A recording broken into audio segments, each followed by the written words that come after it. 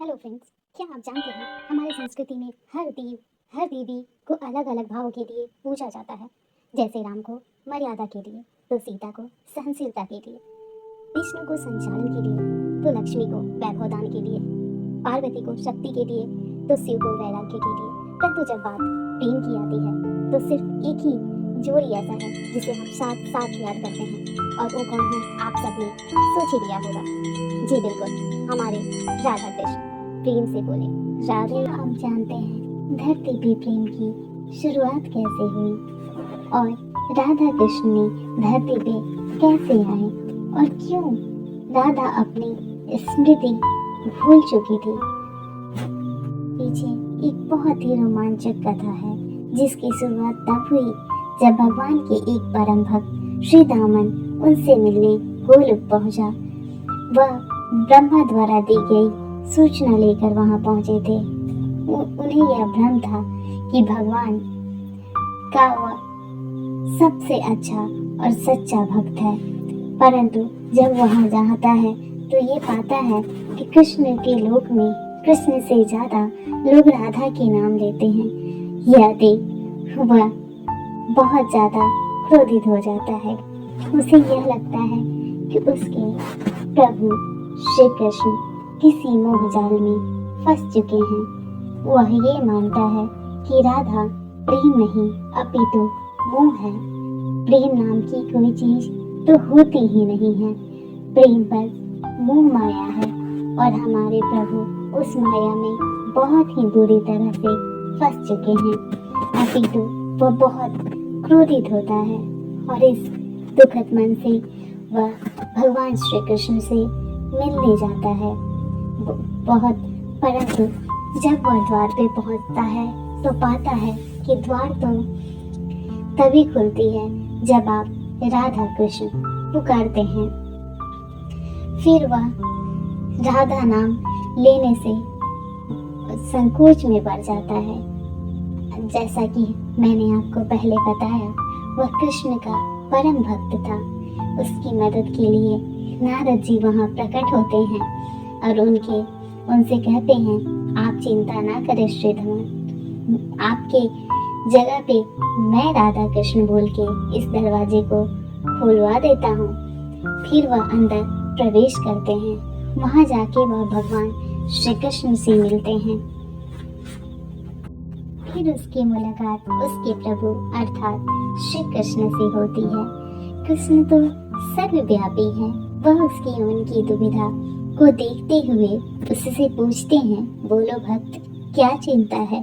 फिर वह भक्त अपने प्रभु को अपनी मन की बात बताते हुए बोलता है, प्रभु मुझे यह देख के बहुत अधिक दुख हो रहा है कि यहाँ आपसे पहले लोग आपकी प्रेमिका का नाम ले रहे हैं।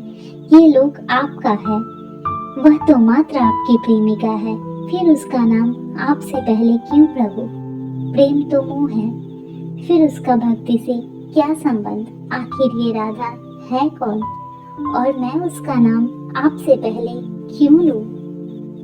फिर भगवान मंद मंद मुस्कुराते हुए अपने भक्त को कहते हैं, ये देखो श्री दमन, वहाँ एक झरना होता है जिसकी बहाव उल्टी दिशा में होती है।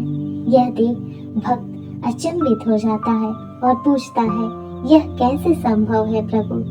तो भगवान कहते हैं, जो धरती की आकर्षण से नीचे की ओर बहे वो धारा होती है, और जो आकर्षण तोड़ के ऊपर जाए वो राधा है।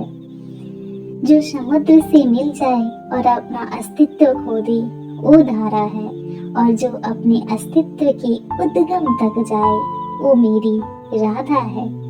हर छूटती हुई श्वास अगर कृष्ण है तो हर ली हुई श्वास है मेरी राधा। जीवन का सार यदि कृष्ण है तो जीवन का आधार है राधा। अब तुम ही बताओ, क्या सार आधार से बड़ी हो सकती है क्या। परंतु भक्त फिर भी नहीं मानता है। उसको लगता है भगवान उसकी भक्ति से ज्यादा प्रेम को महत्व दे रहे हैं। तब बहुत समझाने के बाद भी भक्त नहीं मानता है तो भगवान कहते हैं, शायद तुम सही हो, मैं शायद सच में मोह में फंस गया हूँ, परंतु समस्या ये है कि यदि भक्त परेशानी में होता है तो उसकी मदद भगवान करते हैं। मेरी मदद कौन करेगा? मैं किससे कहूँ? मैं तो भगवान हूँ। अब भला भक्त कैसे भगवान की मदद न करता? अतः वह निश्चय करता है कि वह अपने भगवान की मदद अवश्य करेगा। वह अपने भगवान को मोह रूपी पीड़ा से मुक्त करेगा और भगवान से अनुमति मांगता है, हे प्रभु, मुझे अनुमति दे ताकि मैं आपकी ये दुविधा दूर कर सकूं। भगवान बोलते हैं, बिल्कुल भक्त, ये तो हमारी सौभाग्य है कि तुम जैसा भक्त मेरा परम भक्त है। फिर भगवान वहां से चले जाते हैं। शाम को संध्या आरती के समय सारे दरबार में एकत्रित होते हैं। वहां कृष्ण राधा की सब लोग भोग लेके आते हैं। वह भक्त भी अपने प्रभु श्री कृष्ण के लिए माखन का मटका सजा के ले आता है, परंतु यह देख के वह वहां फिर से दुखी हो जाता है कि सारे लोग अपना भोग राधा को दे रहे हैं और राधा के चखने के पश्चात ही प्रभु उस भोग को ग्रहण कर रहे हैं।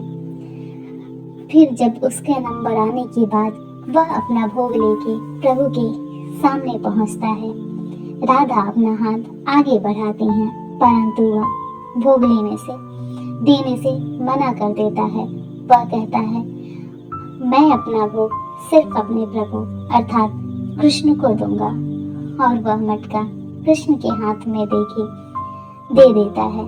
कृष्ण मटका लेके फिर राधा के हाथ में दे देते हैं और राधा के ग्रहण करने के पश्चात वह प्रसाद ग्रहण करने वाले होते ही हैं कि श्रीधामा क्रोधित होके रोक देता है और बोलता है, आपकी हिम्मत कैसे हुई मेरे प्रभु को जूठन खिलाने की? आप हमारी भक्ति का अपमान कर रही हैं। हमारे प्रभु को आप बस में कर ली हैं। आप मायावी हैं देवी, हमारे प्रभु को मुक्त कर दें। बहुत समझाने पर भी वह राधा का अपमान करता जाता है। सबको कहता है कि वो राधा नाम ना ले और सबको प्रमाण के स्वरूप वह कृष्ण कृष्ण बोलने को बोलता है। फिर सभी मौन हो जाते हैं। फिर कृष्ण के इशारा पे सब लोग कृष्ण कृष्ण का जाप करने लगते हैं। यह जाप सुनने के कुछ ही समय पश्चात वहाँ पे सारे पेड़ पौधे खिल का जाप करने लगते हैं। यह जाप सुनने के कुछ ही समय पश्चात वहाँ पे सारे पेड़ पौधे खिल जाते हैं और चारों तरफ उजाला छा जाती है। कृष्ण यह देख भक्त प्रसन्न हो जाता है और सबको कहता है, देखो मेरे प्रभु के नाम का असर। फिर सबसे कहता है कि अब तुम राधा राधा बोलो।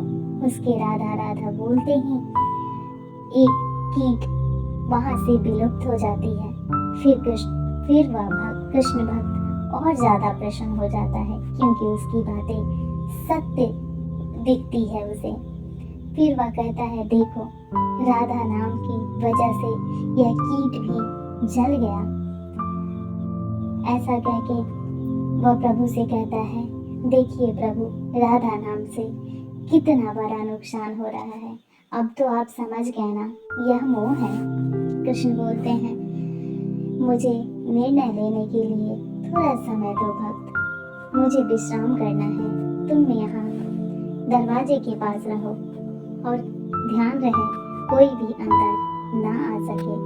फिर कृष्ण अंदर चले जाते हैं। वहाँ बैठ के वह राधे राधे का आवाज लगाते हैं। उनकी आवाज लगाते ही राधा व्याकुल होके कृष्ण की तरफ दौड़ी चली जाती है। जैसे ही वह दरवाजे पे पहुंचती है, वहाँ श्री दमन उन्हें रोक देता है। बोलता है, देवी आप यहाँ से अंदर नहीं जा सकती। हमारे प्रभु विश्राम कर रहे हैं और चाहे जो हो जाए मैं आपको अंदर नहीं जाने दूंगी। राधा बोलती हैं, तुम मुझे मेरे कृष्ण से मिलने से नहीं रोक सकते श्री दमन। मेरा कृष्ण मुझे पुकार रहा है, मुझे जाना ही होगा। यह सुन वह बहुत ही ज़्यादा क्रोधित हो जाता है और बोलता है, यदि आप यहाँ से अंदर जाने की कोशिश भी की तो आपकी सारी स्मृतियाँ नष्ट हो जाएंगी। आप 100 वर्षों तक सब कुछ भूल जाएंगी और ये गोलोक छोड़ के आपको मृत्यु लोक में जाना होगा। इस प्रकार वह राधा को श्राप दे देता है। यह सुनते ही कृष्ण बाहर निकल आते हैं। अपितु वह परम भक्त था, उसकी भक्ति की शक्ति की वजह से यह श्राप झूठ नहीं की जा सकती थी। फिर सारे गोपियां वहां एकत्रित हो जाती हैं और उन्हें श्रीधामन को उसकी गलती का एहसास कराती हैं। वह बताती हैं कैसे वह कीट राधा राधा नाम लेने मात्र से 84 साल बाद पश्चात मिलने वाले मनुष्य योनि में तब्दील हो चुकी वह बालिका वहां उपस्थित होती है। वह बालिका श्रीधामन के पास आती है और बोलती है, फिर से राधे राधे बोलो ना। वह कहते हैं, नहीं, तुम्हें अपनी जान प्यारी नहीं है क्या? ऐसा मत बोलो। फिर भी वो बच्ची जिद करती है और सारे गोपियों सबके कहने पे वो राधे राधे बोलते हैं और इस प्रकार उसकी आत्मा परमात्मा में मिल जाती है और उसे सिर्फ मात्र एक शब्द राधा राधा 2 बार बोलने से उसे मुक्ति की प्राप्ति होती है। फिर श्रीधामन सब कुछ समझ जाता है और अपनी गलती का एहसास होते ही वो माँ के चरण में गिर जाता है और बोलता है, मुझे क्षमा करें माँ, मैं अज्ञानी हूँ, मुझसे बहुत बड़ी अपराध हो गई है। फिर माँ कहती है, अनर्थ को यदि ठीक से देखो तो उसमें भी अर्थ छिपा होता है। जो भी होता है कृष्ण की मर्जी से होता है। श्रीधामन, जिसे तुम पाप समझ रहे हो वही पुण्य का आधार बनेगा। भूल को स्वीकारना भूल सुधारने का प्रारंभ होता है श्रीधामन। अतः तुम चिंता ना करो, अब ब्रह्मा द्वारा दी गई सूचना हमें बताओ। फिर श्रीधामन कहता है, ब्रह्मा ने बोला, श्री कृष्ण का धरती पे जाने का समय आ चुका है। कृष्ण कहते हैं, कृष्ण राधे के बिना धरती पे कैसे जा सकते थे? इसलिए तुम्हें तुम्हारी ये भूल माफ होती है। तुम्हारा ये योगदान सदियों तक याद किया जाएगा। अपितु तुम परेशान ना हो। इस प्रकार राधा कृष्ण का धरती पे पुनर्जन्म प्रकार राधा कृष्ण धरती पे आए। लेकिन इन 100 वर्षों में राधा को कुछ भी याद नहीं था। राधा तो ये भी नहीं जानती थी कि वो देवी है, इसलिए यह प्रेम निश्चल था, दैवीय नहीं मनुष्य रूपी प्रेम था। क्योंकि राधा मनुष्य की भांति ही थी, वह दैवीय शक्ति से अनजान थी। अपितु राधा और कृष्ण के द्वारा बताए गए प्रेम आज भी अमर और अटल है, क्योंकि यह प्रेम मानव जीवन से प्रेरित है और मानव जीवन में भी प्रेम श्री कृष्ण और राधा के समान